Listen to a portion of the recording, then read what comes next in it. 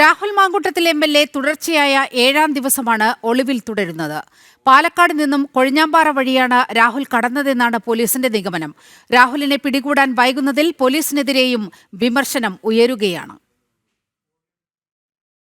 കഴിഞ്ഞ ദിവസം ഒരു യുവതി കൂടി രാഹുൽ മാങ്കൂട്ടത്തിൽ എം.എൽ.എക്കെതിരെ ബലാത്സംഗ പരാതിയുമായി രംഗത്തെത്തിയെങ്കിലും ഇതുവരെ രാഹുലിനെ കണ്ടെത്താനോ അറസ്റ്റ് ചെയ്യാനോ കേരള പോലീസിന് കഴിഞ്ഞിട്ടില്ല. തുടർച്ചയായ 7-ാം ദിവസവും രാഹുൽ ഒളിവിൽ തുടരുകയാണ്. വ്യാഴാഴ്ച വൈകിട്ട് പാലക്കാട്ടെ ഫ്ളാറ്റിൽ നിന്നും ഒരു ചുവന്ന പോളോ കാറിൽ പുറത്തേക്ക് പോയ രാഹുൽ ആദ്യം ഒരു സുഹൃത്തിനെ കാണുകയും പിന്നീട് കൊഴിഞ്ഞാമ്പാറ റൂട്ടിൽ സഞ്ചരിക്കുകയും ചെയ്തു. അവിടെ നിന്നും നടുപ്പുണി ചെക്ക് പോസ്റ്റിന് സമീപത്തെ CCTV ക്യാമറകളില്ലാത്ത വഴിയിലൂടെ തമിഴ്നാട്ടിലേക്ക് കടന്നതായാണ് പോലീസ് പറയുന്നത്. തമിഴ്നാട്ടിൽ വെച്ച് ചുവന്ന പോളോ കാർ ഉപേക്ഷിച്ച് മറ്റൊരു വാഹനത്തിൽ കയറി. കഴിഞ്ഞ ദിവസം ബാഗലൂരിൽ വെച്ച് രാഹുലിനെ കണ്ടിട്ടുണ്ട്. കർണാടക തമിഴ്നാട് അതിർത്തിയിൽ തന്നെ രാഹുൽ ഉണ്ട് എന്നാണ് പോലീസ് കണക്കുകൂട്ടുന്നത്.